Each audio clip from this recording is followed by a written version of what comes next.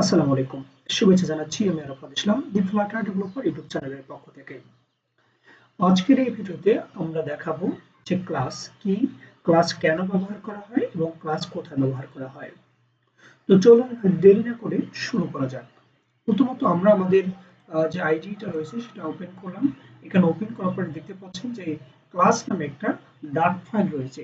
আপনি আরেকবার খেয়াল করুন যে আমাদের ডার্ট ডট ওপি যে আমাদের যে প্রজেক্টটা রয়েছে সেই প্রজেক্টের বিন ফোল্ডারে ক্লাস ডার্ট নামে আমি একটা ডার্ট ফাইল নিয়েছি। সেই ডার্ট ফাইলের ভিতর এখানে খেয়াল করুন আমার ঠিক রাইট সাইডে রয়েছে আমাদের যে রান করার পর যে জিনিসটা দেখাবে সেই জিনিসটা অর্থাৎ আউটপুটটা দেখাবে এবং আমাদের বাম সাইডে কিন্তু ক্লাসটার ডার্ট ফাইল আমি এখন লিখতেছি যে ক্লাস সম্পর্কিত।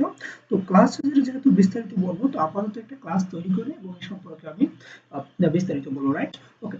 তো এখন এখানে দেখুন যে খেয়াল করুন যে ক্লাস নামে একটা অবজেক্ট নিচ্ছি আমি যে ক্লাস ওকে ক্লাস আমি নিলাম এখানে কার, রাইট?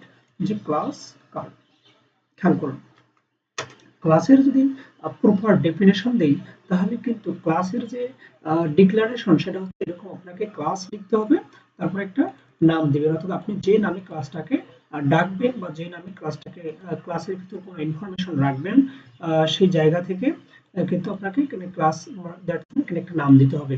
তো আমি এখানে নাম দিয়েছি কার এবং এখানে কার্লি ব্রেস দেওয়া রয়েছে, রাইট? তো এটা হচ্ছে ক্লাসের ডিক্লারেশন। এখন ক্লাসের ভিতর আমি যদি এখানে রাখি যে স্ট্রিং ব্র্যান্ড, স্ট্রিং ব্র্যান্ড, খেয়াল করুন যে স্ট্রিং ব্র্যান্ড যখন আমি এখানে রাখলাম দ্যাটস মিন এখানে মানে কারের যে ব্র্যান্ড রয়েছে সেটা হচ্ছে স্ট্রিং ট্যাগ, অর্থাৎ এখানে আমাদের একটা স্ট্রিং ট্যাগ ব্র্যান্ড রবে। এবং সিমিলারলি আমি যদি এখানে বলি যে স্ট্রিং একটা মডেল রাখতে পারি, রাখতে পারি, অবশ্যই রাখতে পারি। সেখানে খেয়াল করুন যে এখানে আমি দিতে পারি মডেল, ওকে। দেন এখানে আমি দিতে পারি আবার প্রাইস দিতে পারি, তাই কিনা? দ্যাটস মিন প্রাইস বলতে ডাবল ডি ডাবল এখানে প্রাইস, রাইট? খেয়াল করুন যে আমাদের এই ক্লাসের ভিতরে রয়েছে যে ব্র্যান্ড নামক একটা স্ট্রিং, মডেল নামক একটা স্ট্রিং এবং প্রাইস নামক একটা ডাবল, অর্থাৎ প্রাইস সবসময় কিন্তু ডাবলই হয়ে থাকে। যাই হোক, এই যে বিষয়টা হচ্ছে এটা হচ্ছে ক্লাসের অন্তর্ভুক্তিতে। তো এই যে ক্লাস রয়েছে আশা করি ক্লাস সম্পর্কে কারো কোনো ধরনের সমস্যা হবে না।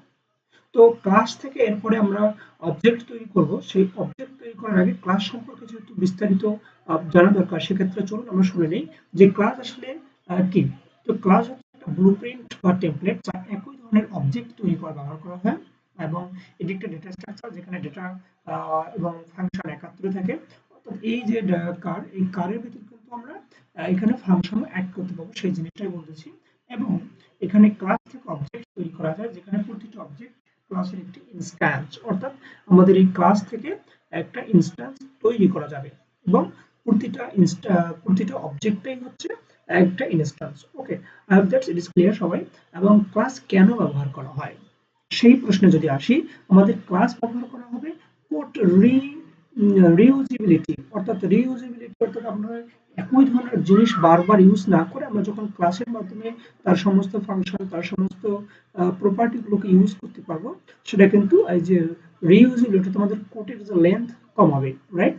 এবং কোড অর্গানাইজেশনের কাজেও কিন্তু ক্লাস ব্যবহার করা হয়। ডেটা এনক্যাপসুলেশন, ইনহেরিটেন্স, পলিমরফিজম সব কাজেই কিন্তু আমাদের ক্লাস লাগবে। সো আশা করি এই ভিডিওতে যে ক্লাস কোথায় ব্যবহার হয় এবং ক্লাস সম্পর্কে বিস্তারিত জ্ঞান লাভ করেছেন এবং আমাদের সাথেই থাকুন এবং পরবর্তী ভিডিও দেখুন।